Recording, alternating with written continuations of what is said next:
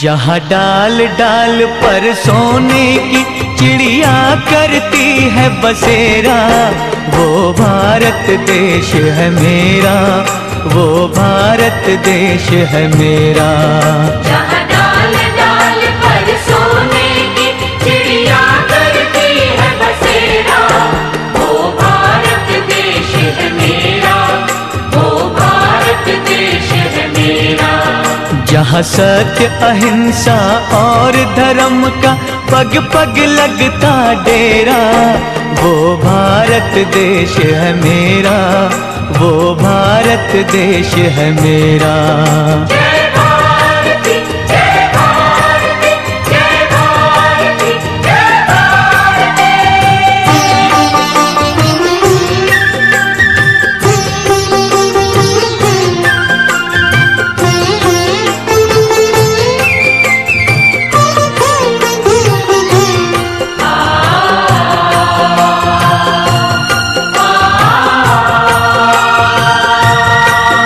ये धरती वो जहाँ ऋषि मुनि जपते प्रभु नाम की माला,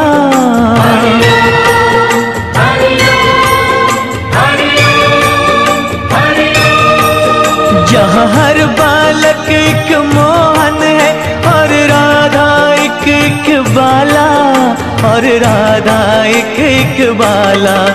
जहाँ सूरज सबसे पहले आकर डाले अपना फेरा, वो भारत देश है मेरा।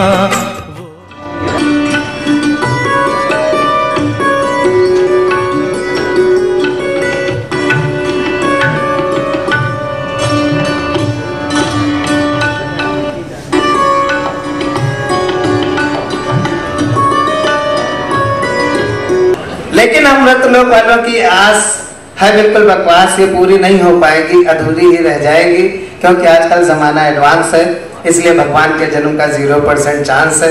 राम बुढ़ापे की संतान थे, राम बुढ़ापे की संतान थे, रघुकुल की शान थे, लेकिन अब तो दशरथ बूढ़ा होने ही नहीं पाता है, बूढ़ा होने से पहले ही कई कईयों की भेंट चढ़ जाता है, बूढ़ा होने से पहले ही कई कईयों की भेंट चढ़ जाता है, इसलिए राम का जन्म रह जाता है और लंकापति अट्टहास करते हुए अयोध्यापति बन जाता है। इसलिए राम का जन्म रह जाता है और लंकापति अट्टहास करता हुआ अयोध्यापति बन जाता है। और कृष्ण हमने छोड़ दी है उनकी आस ही पूरी, और कृष्ण हमने उनकी छोड़ दी है आस ही पूरी, क्योंकि हम पर है हमारे दो की मजबूरी। और कृष्ण हमने छोड़ दी है उनकी आस ही पूरी, क्योंकि हम पर है हमारे दो की मजबूरी। अरे जब देवकी के 8वां बालक हो ही नहीं पाएगा, तो भला कंस का वध कौन कर पाएगा? जब देवकी के 8वां बालक हो ही नहीं पाएगा, तो कंस का वध कौन कर पाएगा? इसलिए अब रावण और कंस का चक्रीय शासन चलता है, क्योंकि दशरथ मृत है और वसुदेव जेल में सड़ता है। वसुदेव बहुत बहुत मैं आभार ज्ञापित करता हूँ। मैं हर्षवर्धन को और उनकी पत्नी रूपल जी को बहुत बधाई ये देना चाहता हूँ कि जब से ये युगल हमारे शहर में आया, इसने एक अद्भुत सांस्कृतिक और साहित्यिक क्रांति सी ला दी। हेल्प यू ट्रस्ट के माध्यम से एक अजनबी सा व्यक्ति हरदोई से उठा और अचानक एक दिन हेल्प यू ट्रस्ट का एक बैनर टंगा हिंदी संस्थान के यशपाल सभागार में और या इंदिरा गांधी प्रतिष्ठान में, और अद्भुत कार्यक्रम हो गया। हम लोग आश्चर्यचकित, ये आखिर हेल्प यू ट्रस्ट है का है कौन ये हेल्प यू ट्रस्ट? फिर धीरे धीरे जब पता चला तो मालूम चला कि हेल्प यू ट्रस्ट उसी शहर से निकला हुआ ट्रस्ट है जहां पर भगवान नरसिंह ने अवतार लिया था। ये हेल्प यू ट्रस्ट उसी शहर का है जहां भगवान वामन ने अवतार लिया था। ये हेल्प यू ट्रस्ट वहीं का है जहां पर होलिका का दहन कर दिया गया था। इसलिए हमें हर्षवर्धन से और उनकी पत्नी रूपल जी से बहुत उम्मीदें हैं कि अब अगर उन्होंने कुछ ठाना है तो उसको सिर्फ राजनीतिक दृष्टिकोण से नहीं, बल्कि जो सामाजिक दृष्टिकोण उन्होंने उठाया है उस सामाजिक दृष्टिकोण से अपनी सेवा कार्य को आगे रख सकें और बढ़ा सकें, चला सकें। आज दादा उदय प्रताप सिंह जी का जन्मदिन मनाना मुझे तो पता ही नहीं था, दादा ने खुद भी नहीं बताया कि मेरा जन्मदिन है। उन्होंने कहा कि कृष्ण जन्माष्टमी पर कुछ कार्यक्रम है हिंदी संस्थान में, तुम चले आना। अब हम चले आए। हम तो हिंदी संस्थान में ऐसे आते हैं कि कभी गोष्ठी होगी या कोई सेमिनार होगा जिसमें हम पीछे बैठ के सो लेंगे थोड़ी देर। हम इस उम्मीद के साथ हिंदी संस्थान में अक्सर आते हैं, क्योंकि बड़े उबाऊ लंबे लंबे भाषण होते रहते हैं। लेकिन इस तरह का अद्भुत सांस्कृतिक समागम और अद्भुत सांस्कृतिक परिवेश ढलता हुआ यहाँ पर दिखाई दिया, और यहाँ आकर पता चला कि अरे आज तो दादा उदय प्रताप जी का 83वां जन्मदिन है। तो ये भी उन्होंने वो बिल्कुल उदय प्रताप जी बिल्कुल हमारी तरह हैं, तो बताते नहीं हैं, बिल्कुल अप्रत्याशित रूप से सरप्राइज देते हैं। और आज जब मैं पहुंचा तो सरप्राइज ही मिला। मैं उनके लिए गिफ्ट भी नहीं ला पाया हूँ। शाम को मैं उनके घर जाकर उनसे गिफ्ट ले लूँगा। और क्या कर सकते हैं, हम उनको क्या देंगे? हम उनको दे भी कुछ नहीं सकते। हमारे पास सिवाय उनको प्रणाम देने के अतिरिक्त और कुछ नहीं है। हम चाहते हैं कि आइए ये कार्यक्रम थोड़ा सा और आगे बढ़ता चले, हेल्प यू ट्रस्ट अपनी ऊंचाइयां छूता रहे और लखनऊ को, उत्तर प्रदेश को, बल्कि भारत को सामाजिक सेवा में बहुत बड़े काम देता रहे। हरदोई में हेल्प यू ट्रस्ट ने, मैं जब हेल्पेज इंडिया में नौकरी करता था, उत्तर प्रदेश का मैं प्रमुख था उसमें, तो हरदोई जाना होता था। हेल्पेज इंडिया की मदद से ये लोग आई कैंप लगाते थे। इनके बाबा ज्ञानी और परमार्थ ट्रस्ट था इनका।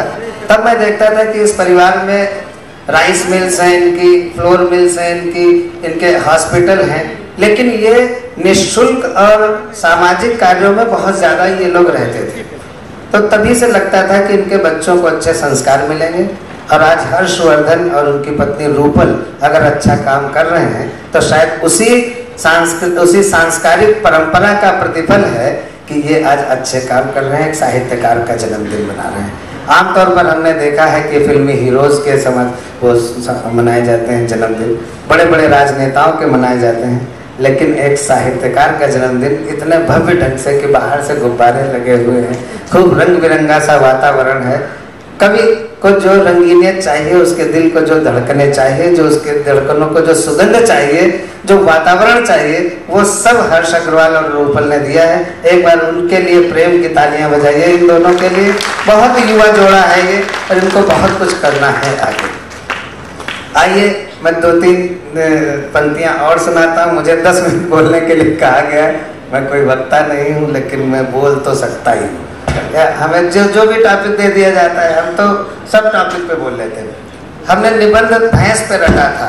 जब हम 8वीं में पढ़ते थे तो भैंस पे निबंध रटा था। अब कोई भी निबंध आता था तो हम भैंस पे ही निबंध लिखे आते थे, और हमको नंबर भी पूरे मिलते थे। 8th क्लास का जब छमाही था तो कुतुब मीनार पे निबंध लिखने को आया। बिल्कुल भगवान कसम सच करता है। तो बिल्कुल आदरणीय शैलेश भाई साहब बिल्कुल सच करता है। हमने कुतुब मीनार के निबंध में भैंस का निबंध लिखा और पूरे नंबर पाए। हमने लिखा दिल्ली में कुतुब मीनार है। कुतुब मीनार बहुत पुरानी इमारत है, ये पुरानी दिल्ली में है। कुतुब मीनार के पास में ही चांदनी चौक है। चांदनी चौक में एक तबेला है, तबेले में कई सारी भैंसें हैं। भैंस काले रंग की होती है, इसके 4 पैर होते हैं। ऐसे करके मैं सब जगह भैंस का ही निबंध लिखाता था, और आज मैं आपके सामने अखिल भारतीय स्तर का कवि बन के खड़ा हुआ। आप समझ लीजिए, हमारी तरह आप रहेंगे तो प्रसिद्धि पाएंगे। जहाँ पे भी जरूरत पड़े भैंस का निबंध लिखिए। रिश्तों में तकरार बहुत है, रिश्तों में तकरार बहुत है, फिर भी इनमें प्यार बहुत है। रिश्तों में तकरार बहुत है, फिर भी इनमें प्यार बहुत है। अपनी तेग संभल कर पकड़ो, इस गर्दन में धार बहुत है। अपनी तेग संभल कर पकड़ो, इस गर्दन में धार बहुत है। और जीते वही छोड़ जो जाते। डॉक्टर सुरेश जी बैठे हैं कि हमको क्या रोकेगी दुनिया, हम पंछी उस पार के। जीते वही छोड़ जो जाते, मरने को संसार बहुत है। और एक फूल की बदनामी को छोटा सा ही खार बहुत है। एक फूल की बदनामी को छोटा सा ही खार बहुत है। और आखिरी शेर जिस पर आप सब लोग अच्छी तालियां बजा सकते हैं अगर चाहें तो, कि सारी दुनिया खुश रखने को, उदय दादा के परिवार को, सारी दुनिया खुश रखने को बस अपना परिवार बहुत है। रिश्तों में तकरार बहुत है, फिर भी इनमें प्यार। मुझे अचानक खड़ा कर दिया गया, ना मेरी मानसिकता कविता सुनाने की, ना मेरी तैयारी कविता सुनाने की, लेकिन मुझे सारे जी डॉक्टर प्रीति श्रीवास्तव जी बैठे हैं, आदरणीय अनूप श्रीवास्तव जी बैठे हैं, डॉक्टर मधुरिमा सिंह जी वरिष्ठ साहित्यकार जिन्होंने बचपन में हम सब युवा पीढ़ी के लोगों को बहुत आगे बढ़ाया, वो सब लोग बैठे हैं, नरेश कात्यायन जी बैठे हैं। मैं सबके नाम धीरे धीरे लेता चलूंगा, इससे टाइम कटता चलेगा। और वरिष्ठ साहित्यकार श्री एकलव्य जी, कृष्णकांत एकलव्य जी जौनपुर से हमारे बीच में आकर यहाँ पर उपस्थित हैं। ये सब लोग इसलिए नहीं उपस्थित हैं कि यहाँ पर कोई मुख्य अतिथि आने वाला है या कोई आयोजन है, ये सब लोग इसलिए यहाँ उपस्थित हैं कि एक वरिष्ठ साहित्यकार का जन्म दिवस है। और मैं क्या कहूँ, मैं चाहता हूँ कि कुछ लोगों को बुलाया जाए। मुझसे कहा गया कि आप जिसको चाहें उसको बुला दें कविता पढ़ने के लिए, लेकिन मैं किसको बुलाऊँ मैं समझ नहीं पा रहा हूँ। इसलिए मैं चाहता हूँ कि मिथिलेश जी आएँ और फिर से अपना बोलना शुरू करें, जो भी करना, और वो जिनका मन हो वो उनको बुलाएं। मैं आपसे फिर एक बार हाथ जोड़कर निवेदन कर रहा हूँ कि कुछ वजह है कि विलम्ब हुआ है, वो वजह जेन्युइन है, हम अभी आपको बताएंगे। कुछ ऐसी परिस्थिति आ गई है कि नेताजी को आने में कुछ समय लग रहा है, मुझे सूचना भी SMS से प्राप्त हो गई है, वो 5-10 मिनट के अंदर आ जाएंगे। आप लोग तब तक कृपया एक साहित्यकार की तरह धैर्य रखें, क्योंकि साहित्यकार के पास भूख और धैर्य इस दो के अलावा कुछ नहीं होता, बाकी शब्द होते हैं। इसलिए आप लोग कृपया धैर्य और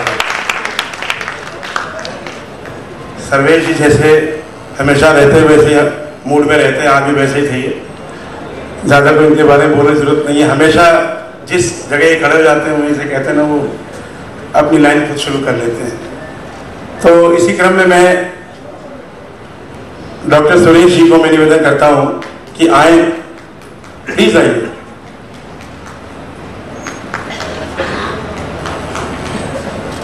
सब लोग जोर से तालियां बजाइए तब आ जाए। सुमन दुबे जी बैठी हैं, मैं उनसे निवेदन करता हूँ कि वो भी आए।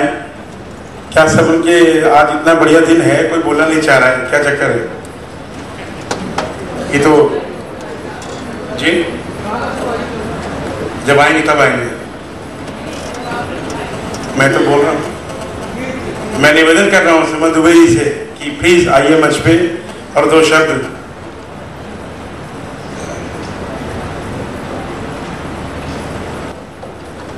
अच्छा दिन मैं कहूंगा।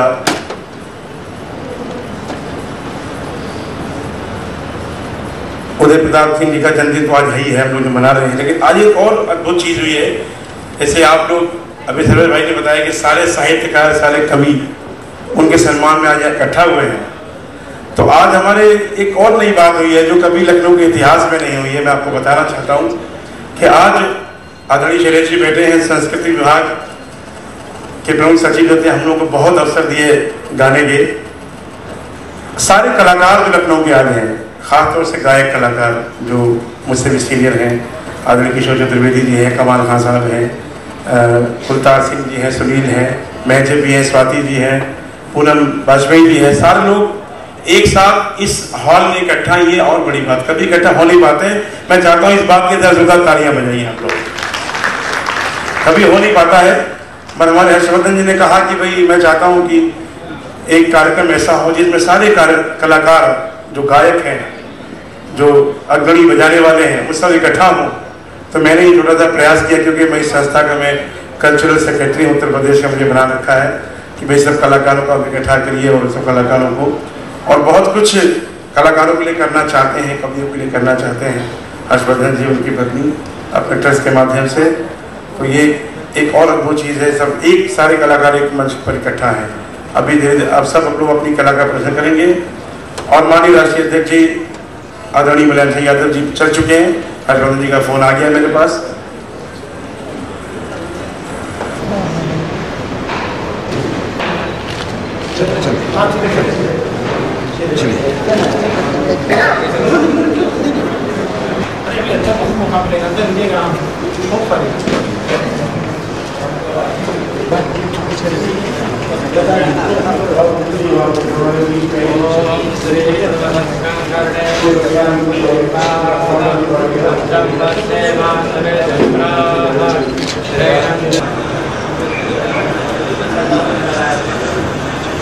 जोरदार तालियां आप लोग बजाइए। परम आदरणीय मलकान में उदय प्रताप जी जिनका जन्म दिवस है।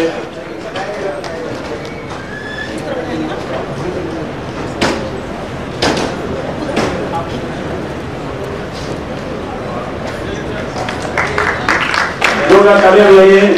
हम सबके लोकप्रिय नेताजी के नाम से जाने जाते हैं पूरे विश्व में।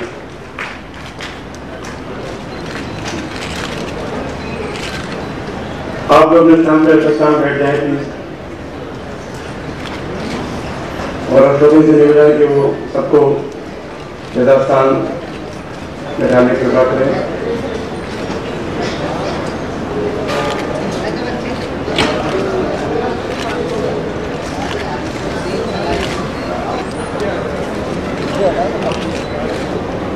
और मैं चाहूंगा कि जब सब लोग अपने स्थान पर खड़े हो जाए राष्ट्रगान के लिए निवेदन से। भारत भाग्य विधाता, पंजाब सिंध गुजरात मराठा, ग्रामीण उत्कल बंग, विंध्य हिमाचल यमुना गंगा, उच्चल जगति तरंग, कब शुभ नामे जागे, कब शुभ आशीष मांगे, गाए कब जय गाथा, जन गण मंगल गायक जय हे, भारत भाग्य विधाता, जय हे जय हे जय हे जय जय जय जय हे। माननीय अतिथियों का कि वे भगवान कृष्ण जिनका जन्म दिवस है, साथ में आदरणीय उदय प्रताप जी का जन्मदिन है और माता सरस्वती की मूर्ति लगी हुई है। मैं चाहता हूँ कि सब अतिथिगण माल्यार्पण करके दीप प्रज्वलित करें। आदरणीय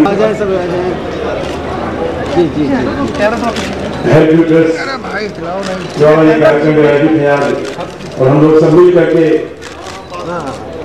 दो चीजें साथ बढ़ा रहे हैं।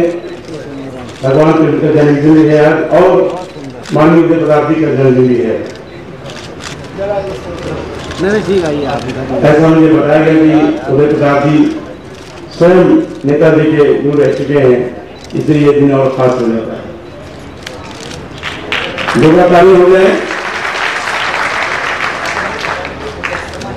और मैं निवेदन करूंगा कि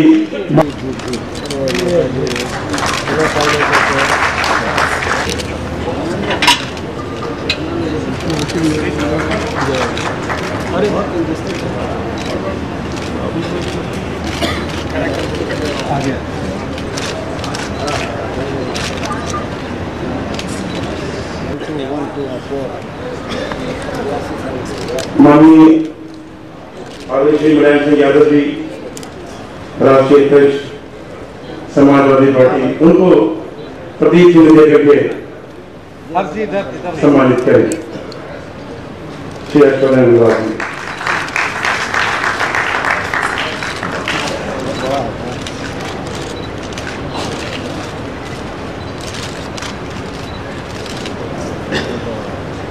मैं हस्तकलाबाजी से निवेदन करता हूँ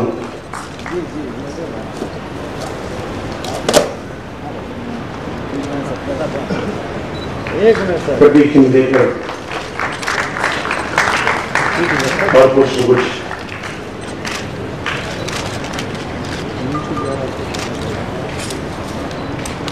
साल से मैं बहुत गंभीर विद्यार्थी हूं आदरणीय उदय प्रताप जी का। उदय प्रताप नामक व्यक्ति का नहीं, उदय प्रताप नामक विषय का मैं उनका अध्ययन कर रहा हूं बहुत गंभीरता से, और पूरी ईमानदारी से कहना चाहता हूं कि मैं आज तक ये तय नहीं कर पाया कि उनका कवि ज्यादा बड़ा है, उनका राजनेता ज्यादा बड़ा है, उनका अध्यापक ज्यादा बड़ा है, उनका प्रशासक ज्यादा बड़ा है। एक व्यक्ति के अंदर इतने व्यक्तित्व, इतने रूप, ज्ञान का इतना आगार उनके अंदर। आदरणीय उदय प्रताप जी के साथ बैठना, उनके पास बैठना एक पुस्तकालय में बैठने जैसा होता है। आप अपनी जिस तरह पुस्तकालय में बैठ के अपनी पसंद की कोई पुस्तक पढ़ सकते हैं, आदरणीय उदय प्रताप जी के पास बैठकर आप जिस विषय पर चाहें उस विषय पर चर्चा कर सकते हैं और बहुत कुछ आप लेकर उनके पास से जाएंगे। मैंने डॉक्टर लोहिया के बारे में आदरणीय उदय प्रताप जी से बहुत कुछ सीखा। सही मायने में गांधी जी के बारे में तो मेरी सोच ही बदल दी गुरुजी ने। मैं गांधी जी के बारे में कई अलग तरह के विचार रखता था क्योंकि क्रांतिकारी साहित्य से ज्यादा जुड़ा हुआ था, लेकिन आदरणीय उदय प्रताप जी ने इतने सलीके से, इतने कायदे से, इतने उद्धरण देके आज मैं गांधी जी का बहुत बड़ा उपासक हूं। और माननीय नेताजी के बारे में तो एक चलता फिरता एनसाइक्लोपीडिया है आदरणीय उदय प्रताप जी। नेताजी के बारे में तो एक बार चर्चा शुरू करते हैं, फिर 2, 4, 6 घंटे वो नेताजी के बचपन से लेके उनके सारे राजनीतिक जीवन, सारे क्रियाकलापों के बारे में इतने संस्मरण सुनाते हैं कि उनको समझने में उनसे बेहतर कोई और पुस्तकालय, कोई पुस्तक नहीं हो सकती। मेरी अपनी भावना है कि बहुत से लोग ये गर्व कर सकते हैं कि मैंने डॉक्टर लोहिया को देखा था, मैं उनसे मिला था। बहुत से लोग इस बात पर घमंड कर सकते हैं कि मैं गांधी जी से मिला था। कुछ लोगों को एक गर्व हो सकता है कि मैं नेताजी को जानता हूं, नेताजी मुझे व्यक्तिगत तौर पर जानते हैं। लेकिन मैं अपने आप को इतना बड़ा सौभाग्यशाली समझता हूं कि मैंने एक ही व्यक्ति के अंदर लोहिया, गांधी और नेताजी तीनों को देखा। तो साथियों,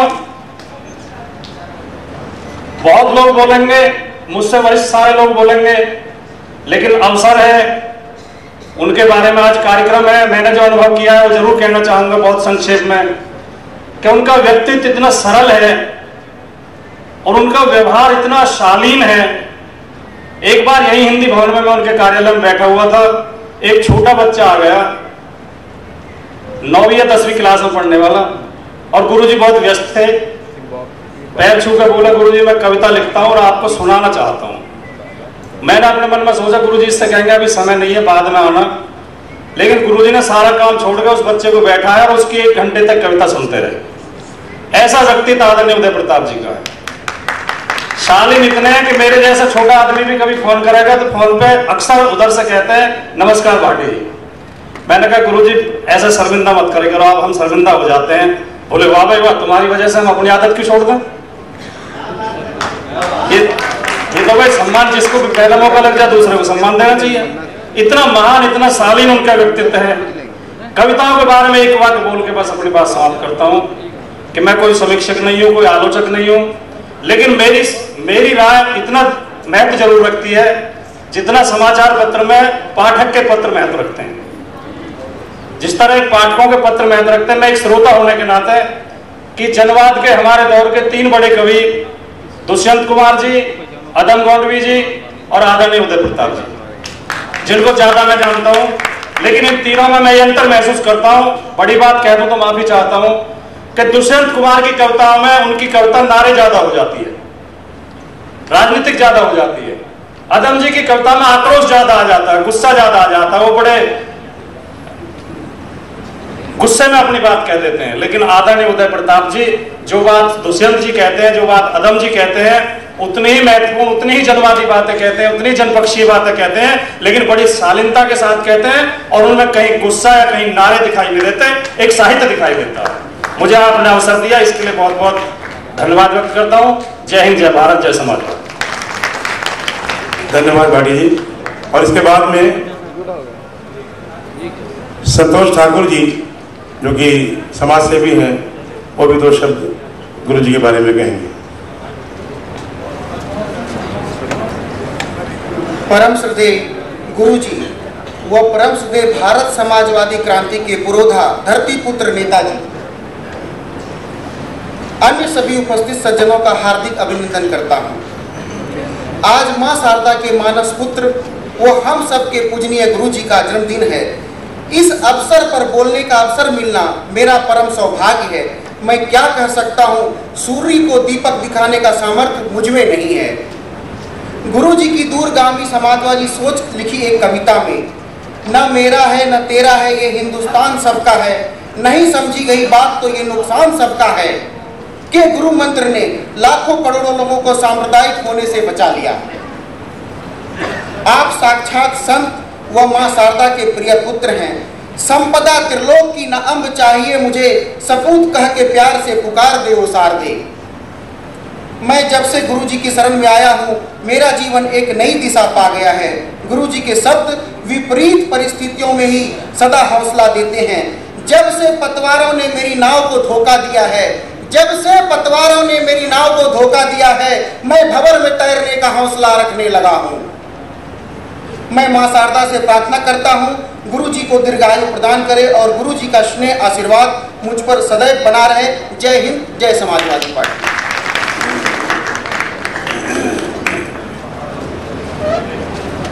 और इसके बाद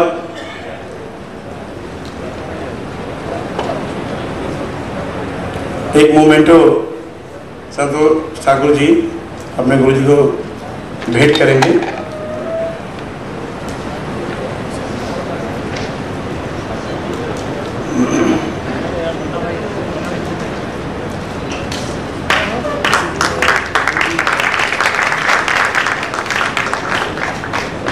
और मैं इसके बाद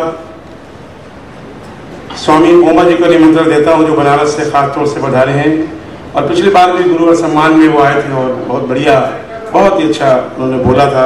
आज मैं उनको निवेदन करता हूं कि वो आके दो शब्द आप उसके हैं। स्वामी ओमा जी।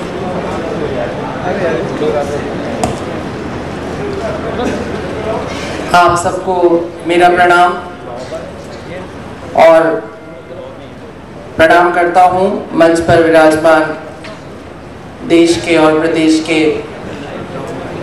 एक ऐसे जननायक को जिसने समाजवाद का झंडा पूरे देश में फहराया, माननीय श्री मुलायम सिंह यादव जी। मैं धन्यवाद करता हूँ हेल्प यू ट्रस्ट का, हर्षवर्धन जी का, कि उन्होंने बहुत से कार्यक्रम किए हैं और हमेशा कुछ न कुछ बहुत अच्छा करते हैं, लेकिन उन सब में जो सबसे अच्छा मुझे लगा वो आज हो रहा है। उदय प्रताप जी का जन्मदिन मनाया जा रहा है। अक्सर बहुत बड़े बड़े फिल्म अभिनेताओं का, सेलिब्रिटीज का जन्मदिन मनाया जाता है, बहुत कम ऐसा होता है कि एक सच्चे और अच्छे इंसान का जन्मदिन इतने भव्य तरीके से मनाया जाए, और वो हर्षवर्धन जी ने किया है, उसके लिए वो बहुत बहुत साधुवाद के पात्र हैं। अब मैं पहले तो अपनी पूरी श्रद्धा और प्रेम के साथ शुभकामनाएं देता हूं उदय प्रताप सिंह जी को कि वो जिस तरह से हंसते खिलखिलाते अपने जीवन के 82 वसंत देख चुके हैं, आगे और भी अनेक वर्ष उनके पास आए, अनेक वसंत आए और वो एक बसंती फूल की तरह, बसंती बयार की तरह इस वसुधा को महकाते रहें। ये मेरी शुभकामनाएं हैं। अब थोड़ा सा मैं जरूर, जिसके लिए मैं विशेष करके इस कार्यक्रम में आया, मुझे उदय जी के लिए बोलना बड़ा ही अच्छा लगता है। मुझे 2-3 लोगों के बारे में बोलना बहुत अच्छा लगता है।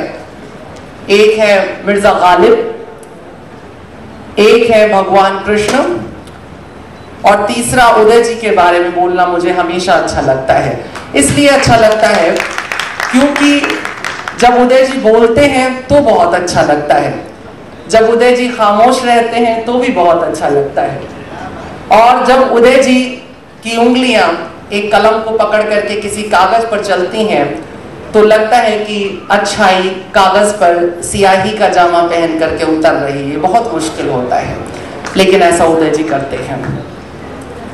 मैं जब उदय जी से मिला तो मैंने उदय जी के व्यक्तित्व में 3 बहुत महत्वपूर्ण बातें देखी। सबसे बड़ी बात जिसकी चर्चा हर एक व्यक्ति कर रहा है कि वो बहुत ही भले मनुष्य हैं। आप साधु की तो चूंकि विवेचनाएं बहुत बदली हुई हैं, इस दुनिया में आवरण बड़ा महत्वपूर्ण होता है, आचरण बहुत कम देखा जाता है, लेकिन अगर आचरण के आधार पर देखते हैं तो उदय जी को साधु कहना कोई अतिशयोक्ति नहीं होगी। दूसरी बात उनके व्यक्तित्व में जो दिखाई देती है, निरअहंकारिता। मैं उन्हें 10 वर्षों से जानता हूं और इन 10 वर्षों में एक क्षण ऐसा नहीं रहा होगा जब मैंने लेश मात्र भी अहंकार उदय जी के आसपास फटकते हुए देखा होगा।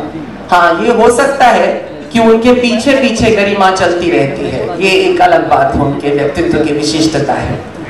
और तीसरी जो उनके व्यक्तित्व में सबसे बड़ी बात है कि वो चाहे राजनीतिक मंच पे हो या किसी कवि सम्मेलन में हो, उनकी मनुष्यता नहीं खोती है।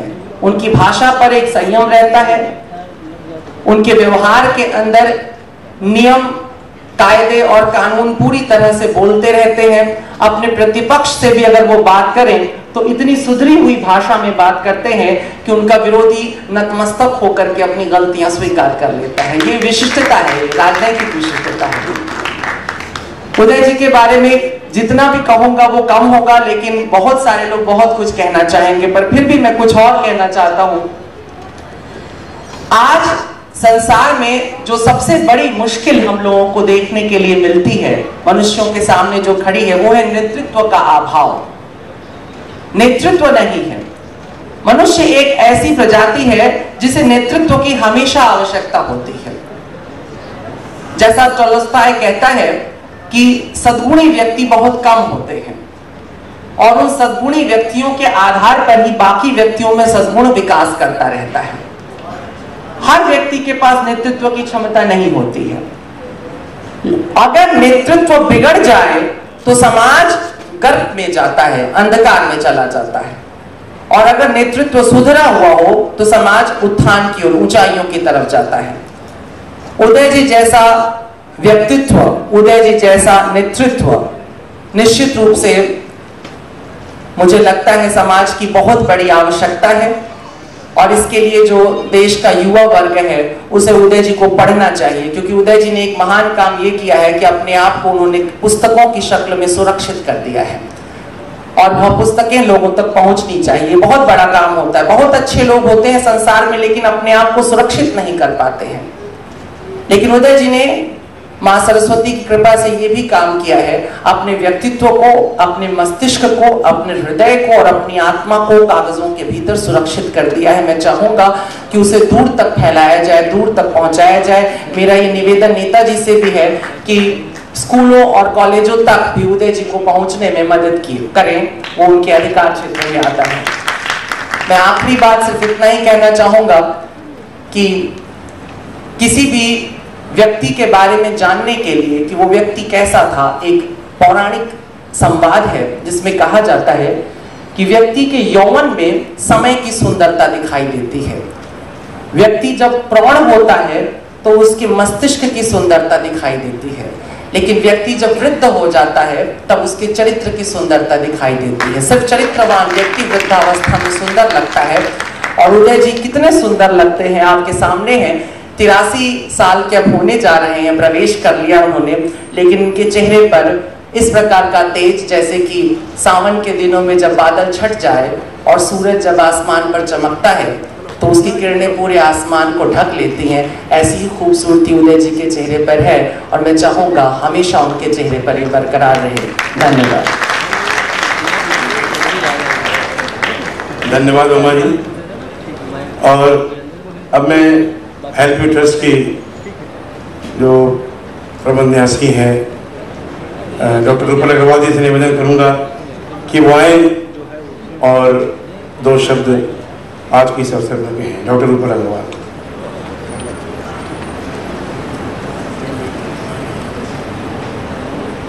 इस कार्यक्रम में पधारे हुए सभी लोगों का मैं हार्दिक अभिनंदन करती हूँ।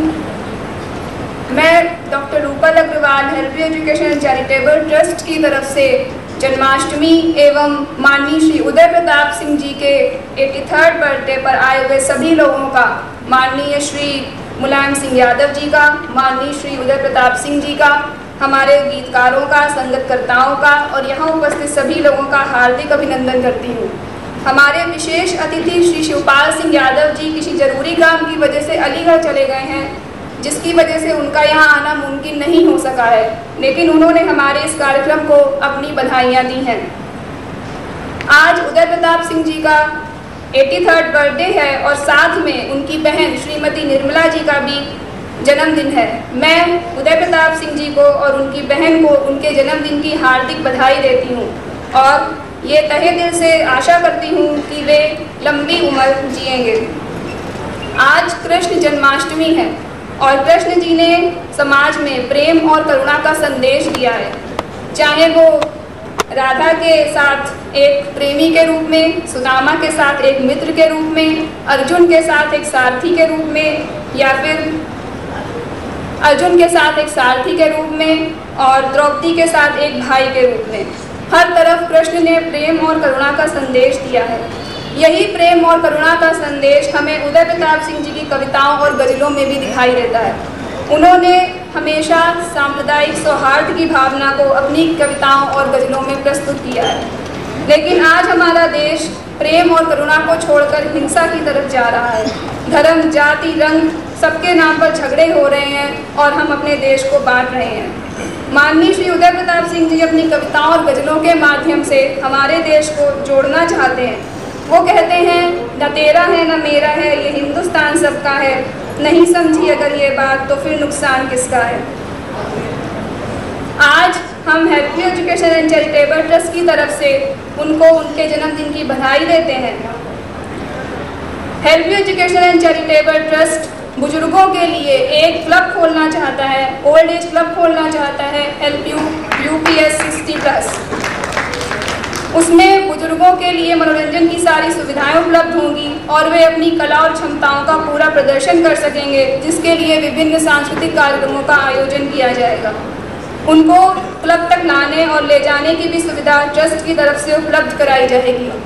बुजुर्गों के लिए एक हेल्पलाइन भी शुरू की जाएगी, जिसके द्वारा बुजुर्ग अपनी समस्याएं बताएंगे और उनका समाधान करने का प्रयास किया जाएगा। मैं माननीय श्री उदय प्रताप सिंह जी से निवेदन करती हूँ कि वे हमारे बीच पधारे आदरणीय नेताजी माननीय श्री मुलायम सिंह यादव जी को से ये निवेदन करें कि वे हेल्प यू ट्रस्ट को हेल्प यू यूपीएस 60+ के लिए जगह और एक निश्चित धनराशि 1 करोड़ रुपए देने की घोषणा करने की कृपा करें। माननीय श्री उदय प्रताप सिंह। अब मैं श्री हर्षवर्धन अग्रवाल जी से ये निवेदन करती हूँ कि वे हेल्प यू यूपीएस 60 का प्रस्ताव माननीय श्री मुलायम सिंह यादव जी के सामने प्रस्तुत करें। मैं आशा करती हूँ कि प्रदेश सरकार हमारी इस नेक काम में मदद करेगी और हमारे समाज सेवा के कार्यों को आगे बढ़ाएगी। इसी बातों के साथ मैं अपनी वाणी को विराम देती हूँ और मिथिलेश लखनवी जी से ये प्रार्थना करती हूँ कि वे कार्यक्रम को आगे बढ़ाएं। नमस्कार।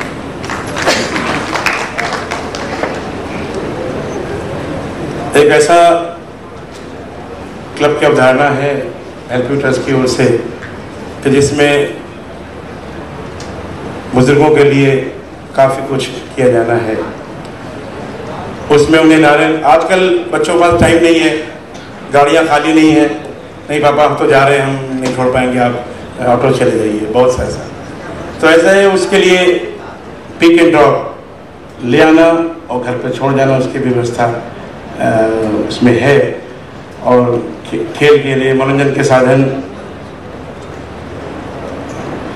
वो सारी कुछ व्यवस्था उसमें रहेंगी। उसमें हमें नेताजी से उम्मीद है कि बहुत मदद करेंगे, यही सबके लिए वो स्थान होगा। और अब मैं निवेदन करता हूँ आदरणीय बुआ जी से, जो कि उदय प्रताप जी की छोटी बहन है, और अर्चना जी से मैं निवेदन करता हूँ कि जाके उनको साथ में ले आए। और बुआ जी से निवेदन है कि आके 2 शब्द अपने भैया के बारे में कहें। रक्षाबंधन अभी गया भी है, अभी पुराना नहीं हुआ है। आइए।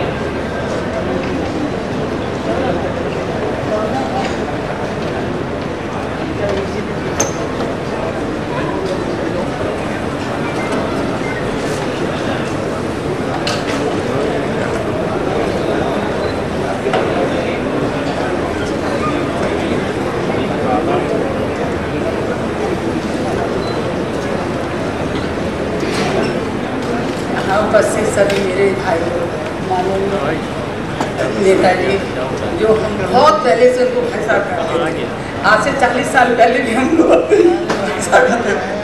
और तो सर्वप्रथम आप नमस्कार सब लोग स्वीकार करें। आज हमारे भाईजान का जन्मदिन है और कुछ ऐसा संयोग है कुदरत ने ऐसा कुछ न्यू बनाया है कि मेरी भी उम्र 69 हो गई और भाई साहब का हम दोनों का पहली बार एक ही दिन जन्मदिन पड़ा है। मैं उनको बहुत बहुत बधाई देती हूँ कि उनकी खूब लंबी उम्र हो और हमारे साथ उनका साथ हमेशा बना है। और नेताजी भाई साहब को मैं प्रणाम करती हूँ। वो मैं की टोपी तो बस मैं क्या कहूँ, आज मैं इतनी खुश हूँ और सबको आशीर्वाद है कि सब लोग खुश हैं, भाई साहब भी खुश रहे, हम सब नमस्कार नमस्कार।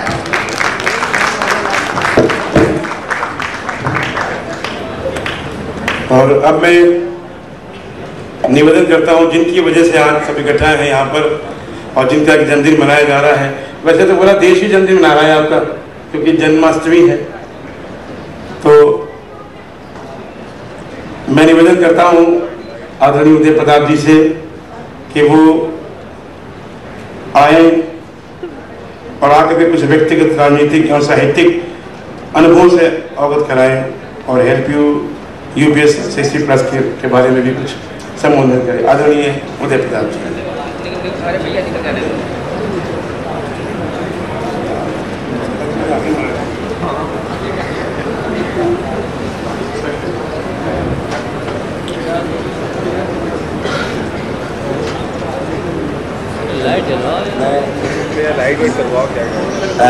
मुझे नेताजी अनुमति दें, मैं बाद में आपसे बाद में नहीं बोलूँगा। आप मुख्य अतिथि हैं और आज मित्रों आदरणीय नेताजी की उपस्थिति इस सम्मेलन की सफलता का सबसे बड़ा द्योतक है।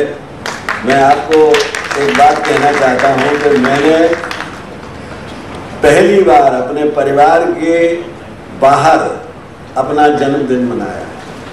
मैं कभी बाहर न कभी कहता था किसी से भगवान कृष्ण का जन्मदिन, और उसी दिन संयोग से हमारा भी था। तो इसलिए जब ईश्वर का और भगवान कृष्ण का जन्मदिन बनता है उसमें हमारा भी हो जाता था, जन्मदिन बन जाता था। हाथी के पैर में सबका पाँव। लेकिन मैंने कभी घमंड नहीं ये आने दिया। एक कविता मैंने लिखी और इसीलिए लिखी कहीं ये ना हो जाए कि हम भगवान कृष्ण के उसी दिन पैदा हुए जिस दिन भगवान कृष्ण पैदा हुए थे, इसलिए हम भी भगवान कृष्ण हैं। इसलिए मैंने एक गज़ल लिखी थी जिसका मतलब ये था कि हंसकर कृष्ण एक दिन बोले बुरा न मानो सुनो उदय, सदियों बाद कहीं दुनिया में आते हैं हम जैसे लोग। तो भगवान कृष्ण जैसे लोग तो सदियों बाद आते हैं, लेकिन हाँ इतना ज़रूर हुआ कि शायद ये भाव अंदर आ के उनका जन्मदिन हुआ, उन्होंने जो कुछ काम किए उनसे हमें प्रेरणा लेनी चाहिए। तो सोचें कि क्या क्या हम उन्होंने किया। मैंने फिर दूसरी गज़ल का वो लिखा, मतलब शुरू किया कि जहाँ राधिका के संग रास रचाते हैं हम जैसे लोग, वहीं द्रौपदी की भी लाज बचाते हैं हम जैसे लोग। और उसमें लिखा कि मैंने लिखा था कि दिखलाई में रहो कमलवत, गीता का सारा संदेश एक शेर में है कि दिखलाई में रहो कमलवत, डूबो तो गहराई में। दिखलाई में रहो कमलवत, डूबो तो गहराई में, कम ज़रफ़ों को ये आदाब सिखाते हैं हम जैसे लोग। मैं कहना ये चाहता था कि मैं तो भगवान कृष्ण को स्मरण करके ही अपना जन्मदिन मना लेता था। पहली बार ऐसा हुआ है पूरी उम्र में कि परिवार के बाहर जन्मदिन मनाया गया, और वो भी इतने बड़े पैमाने पर। और उसका एक कारण है, उसका कारण ये था कि जब हेल्प यू ट्रस्ट के हर्षवर्धन जी और उनके साथी लोग जब आए, अर्चना भी आई, तो कहा कि हम लोग आपका जन्मदिन मनाना चाहते हैं। हमने कहा हम जन्मदिन के मनाने के बिल्कुल पक्ष में नहीं और ना हम जाएंगे। तो कहा कि नहीं, हम कुछ ऐसे अच्छे काम उस दिन घोषित करना चाहते हैं, जैसे बच्चों की मदद के लिए जो गरीब बच्चे हैं जिनके पास किताबें नहीं होते हैं, कपड़े नहीं होते हैं, उनके लिए कुछ काम करेंगे। और हम आपका आशीर्वाद चाहते हैं, आपके संदेश चाहते हैं आपसे कि ये हमको आप निर्देश दे दें कि हम ये काम करें। हमने कहा काम तो अच्छा है, फिर इन्होंने कहा कि आप बताइए, आप कुछ सजेस्ट करिए। मैंने कहा कि आज जो सबसे गड़बड़ मामला है वो उन बुजुर्गों का है जिनकी उम्र ज़्यादा हो जाती है। बच्चे या तो इतने अमीर हो जाते हैं कि अमेरिका चले गए और विदेश चले गए, या फिर वो इतने भावहीन हो जाते हैं कि एक बाप 4 बच्चों को पाल सकता है पर 4 बच्चे मिलके एक बाप को नहीं पाल पाते। ऐसे लोगों के लिए आप एक बनाइए और उन पर उनका एक नंबर दीजिए, टेलीफोन नंबर, कि ऐसी कोई अगर किसी को कोई कष्ट है तो आप ज़्यादा तो कुछ कर नहीं सकते, थोड़ी बहुत अगर उसे आपने अस्पताल पहुंचा दिया, दवा का इंतजाम कर दिया या उसकी कोई मदद कर दी तो ये बहुत बड़ा होगा। और एक क्लब बनवाइए जिसमें बहुत से लोग हैं, वो आके शाम को बैठें और बुजुर्ग लोग आपस में बातचीत करें और इस तरह का एक असेंबली। मैंने उन्हें आइडिया दिया, इन्होंने कहा कि ये काम हम करेंगे। बात यहाँ से शुरू हुई थी कि ये जन्मदिन नहीं, ये जन्माष्टमी के दिन हम एक शुभ कार्य करेंगे। जब नेताजी के पास पहुंचे ये लोग, मैं भी साथ था, तो नेताजी ने कहा कि आपका जन्मदिन है तो मैं जरूर आऊँगा। अभी हम पूरी भी नहीं कह पाए थे तो उन्होंने ये कह दिया, हमारे लिए व्यवस्था हो गई कि हम इसको मनाएं। मैं आपसे एक बात कहना चाहता हूँ कि मैं मुलायम सिंह जी के साथ सन 58 में जब मैं पहली बार MA करके जिस विद्यालय में गया था, वहाँ पर मुलायम सिंह जी 11वें के विद्यार्थी हुआ करते थे। और मजे की बात ये थी कि ये मुझे नहीं पता था, ये जो अभी भाटी जी कह रहे थे कि ये संस्मरण मैंने भाटी जी को सुनाया, इनको उस वक्त भी लोग नेताजी कहते थे। बहुत से लोग पूछते हैं कि नेताजी कब से कहना शुरू किया। उस समय फर्स्ट ईयर में भी जो इनके साथी विद्यार्थी थे वो इनको नेताजी कहते थे। तो मैंने पूछा, पता किया कि ऐसा क्या बात है, तो पता चला कि जब लोहिया जी ने सिंचाई की तरह, अब भगवती सिंह जी बैठे हैं, जैसा हमारे पुराने समाजवादी लोग सब जानते हैं, तो जो उसका जो आंदोलन लोहिया जी ने आह्वान किया था उसमें उस समय इनकी उम्र 14 साल की हो, 15 साल की हो, मैं नहीं कह सकता, इन्होंने भी अपने को प्रस्तुत किया और कहा कि उस सिंचाई का हम भी विरोध करते हैं। वो जेल यात्रा के लिए मामला था। अब उस वक्त इनसे कहा गया कि अभी तो आप बहुत छोटे हैं, अभी आप जेल जाने के वो नहीं है। बोले कि नहीं, पर विरोध करने के लिए तो छोटे नहीं है। इस घटना के कारण इनको इनके साथी विद्यार्थी उसी समय से नेताजी और MLA साहब कहते थे। MLA साहब भी कहते, तब MLA भी नहीं, MLA हुए सन 67 में। लेकिन ये एक इनके और मित्र थे, वो भी हमारे विद्यार्थी थे, रामरूप जी, उनको लोग MP साहब कहते थे, इनको MLA साहब कहते थे। वो बेचारे तो नहीं MP हो पाए, उनकी जगह हम हो गए। लेकिन नेताजी सन 67 में MLA हुए। और मैं आपसे ये कहना चाहता हूँ, भगवान कृष्ण का जन्मदिन हम याद कर रहे हैं। कृष्ण ने क्या किया? अन्याय के खिलाफ जिंदगी भर लड़ाई लड़ी, गरीब अन्याय में कमजोर का साथ दिया। अगर ये भगवान कृष्ण का गुण था तो ये गुण अब उतने कितने पैमाने पर है, लेकिन बहुत बड़े पैमाने पर नेताजी के साथ भी है। मुझे वो घटना याद है, आप लोगों को नहीं मालूम होगा कि एक बसरेया या क्या जगह थी थाना, उसमें एक थानेदार ने एक महिला, दलित महिला के साथ और उसके पुत्र के साथ अशोभनीय व्यवहार किया था। नेताजी ने हजारों की संख्या में लेके थाने का घेराव किया, गोली चली, 1-2 लोग मारे गए, नेताजी को उसके लिए जेल हुई। लेकिन उन्होंने कभी इसके लिए पश्चात, उन्होंने कहा कि ये मैंने बिल्कुल सही काम किया था। और बाद में कई साल केस चलने के बाद जब कोर्ट का डिसीजन आया, उसमें ये कहा गया कि वो तमाम जो गोली चली थी वो उसमें उस दरोगा की गलती थी और उसको कई लोग दंडित हुए, कई की नौकरियां चली गई और उनके खिलाफ स्ट्रक्चर पास हुआ। लेकिन अगर नेताजी उस वक्त चुप रहते तो शायद इतनी बड़ी घटना के वो नेतृत्व, इतना ये जुल्म के खिलाफ कोई आवाज उठाने वाला उस समय नहीं था। मैं ये कहना चाहता हूँ, एक नहीं 50 घटना कि बहुत, जब ये विद्यार्थी थे तब किसी दलित लड़के के साथ खाना खा लिया, पानी पी लिया, पूरे उस समय तो समाज में बहिष्कार किया जाता था। इनके खिलाफ भी बहुत सी बातें हुई। तो इन्होंने कहा कि हमें कोई पश्चाताप नहीं, और बड़े जो प्रसन्नता की बात थी कि इनके पूरे परिवार ने इनका समर्थन किया और कहा कि नहीं, ठीक किया। तो मैं ये कहना चाहता हूँ कि ये जो गुण जो लोग आज उनमें देखते हैं, ये उनमें मैं साक्षी हूँ कि ये सदैव से रहे। एक इनके साथ बहुत अच्छी कुश्ती लड़ते थे नेताजी, और मज़े की बात ये थी कि आसपास के दंगलों में जितने भी झंडे की कुश्ती हुआ करती थी वो कई जीते थे। लेकिन मैं इनसे हमेशा ये कहा करता था कि अंग्रेजी भी साथ साथ पढ़ते रहो, अगर अंग्रेजी में फेल हो गए तो गड़बड़ हो जाएगी। एक दिन उन्होंने कहा कि नहीं, हम फेल नहीं हो सकते, हम आपको सबूत दे सकते हैं। और मज़े की बात ये थी कि जो हमने इम्पोर्टेंट प्रश्न कुछ बताए थे वो इन्होंने हमको, मैं स्पेलिंग कोमा फुल स्टॉप के हमको रट के सुना दिए। कहा कि अब हम फेल हो जाएंगे, हम बिल्कुल फेल हो गया।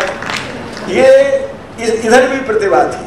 तो कुश्ती जब लड़ रहे थे तो एक दिन हमको पता चला कि एक राजपुर गांव था, वहाँ के एक अध्यापक थे राजनारायण जी, वहाँ एक कुश्ती हो रही थी। तो वहाँ मैं देखने गया और उस कुश्ती को देख के मुझे इनका कौशल दिखाई दिया। अगली बार 15 अगस्त आया, एक लड़का इनका साथी था, इंटरमीडिएट में पढ़ता था, उसका नाम था सूरजभान त्रिपाठी था, क्या नाम था। तो वो बहुत लंबा था, 7 फीट लंबा और बड़ा हर्षपुष्ट। और वो पोल वोल्ट में उसने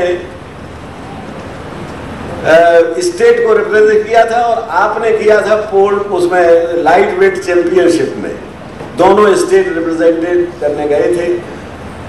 15 अगस्त के दिन हमने कहा मुलायम सिंह जी से, बोले कि थोड़ी देर के लिए कुश्ती हो जाए आपकी। तो बोले लड़े किससे? तो और तो कोई था नहीं। तो उस त्रिपाठी से हमने इनकी कुश्ती करवा दी, एक 7 फीट का और एक नेताजी। अब आप अंदाज रहिए वो कुश्ती आध घंटे तक हुई और बराबर छूटी, क्योंकि उससे वो इनके वो उसको ये उसका इतना लंबा चौड़ा शरीर था कि वो इनकी बाहों में नहीं आता था और ये उसे चित्त नहीं कर पाते थे, वरना वो कई बार गिरा। दोनों लोग ने वो कुश्ती का सारे लोगों ने आनंद लिया, दोनों लोग बराबर छूटी, खूब तारीफ हुई। उसके बाद कुछ दिनों के बाद ये संस्मरण मेरे अलावा बहुत कम लोग जानते हैं, वो विधानसभा में हुआ सुरक्षा कर्मचारी इंस्पेक्टर और नेताजी हो गए सहकारिता मंत्री। नेताजी घुस रहे थे, वो दरवाजे पे खड़ा था, मैं पीछे था, मैं थोड़ी दूर पे, मैं किसी काम से आया था। तो पहले नेताजी घुसे, उसके बाद मैं घुसा। जब मैं घुसा तो मुझे रोक के उसने कहा कि देखो साहब, इनको समझा लो। ये मुझसे ये कह रहे थे कि कुश्ती लड़ेगा।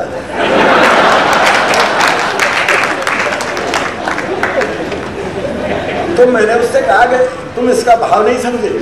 इसका भाव ये था कि तुम उनके बाल सखा रहे हो, ये बात उन्हें मंत्री होने के बाद भी याद है और उतना ही प्रेम है। ऐसे अगर संस्मरण में सुनाऊं तो 50 संस्मरण सुना सकता हूँ, लेकिन मैंने अब यहीं पर मैं रुकता हूँ, इसलिए कि मैंने क्यों बुलाया उन्हें आज। मैंने कहा कि मैंने भी कभी जन्मदिन अपना नहीं मनाया और कभी नेताजी के बारे में इतनी विस्तार से बातें भी नहीं हुई। तो मैं अपने तमाम, मेरे परिवार के सारे लोग आए हैं, मेरी बहन भी है, बहनोई भी है, बेटियां भी हैं और असीम भी शायद है, या मैं कहीं जाना था, चले गए होंगे, लेकिन सारे पूरे परिवार के लोग हैं तो वो भी हैं, तो उनको भी आना चाहिए आगे। और वो सारे लोग हैं, तो मेरे लिए बहुत प्रसन्नता की बात थी। और मैं इसको आज भी कोई राजनीतिक या वैसा सामाजिक उत्सव नहीं मानता, मैं उसे पारिवारिक उत्सव मानता हूँ, क्योंकि जो लोग आए हुए हैं वो भी मेरे साहित्य के परिवार के हैं। मैं सब लोगों को देख रहा हूँ, कवियों को और साहित्यकार मित्रों को, हिंदी संस्थान से जुड़े हुए लोगों को, हमारे अधिकारी सब लोग बैठे हुए हैं। मैं आप सबको बहुत बहुत आभार प्रकट करता हूँ, धन्यवाद देता हूँ कि आज आपने इस बहाने यहाँ पधार कर और मेरे प्रति अपना प्रेम प्रकट किया है। बहुत बहुत धन्यवाद।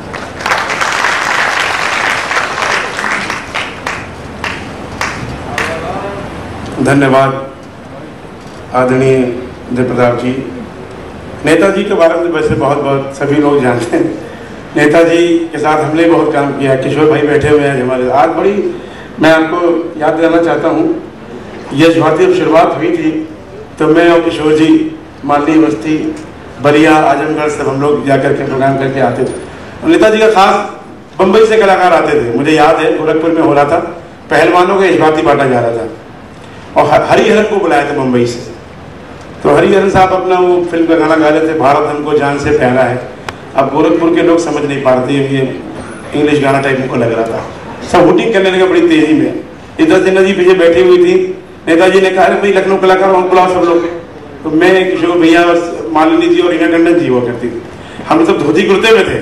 और जैसे हम लोग वहाँ पे भोजपुरी शुरू किया, आप समझिए पूरा समय बन गया। तो उस दिन के बाद से वहाँ के कलाकार बंद हो गए, हम ही लोग को ज़्यादा पैसा मिलने लगा था।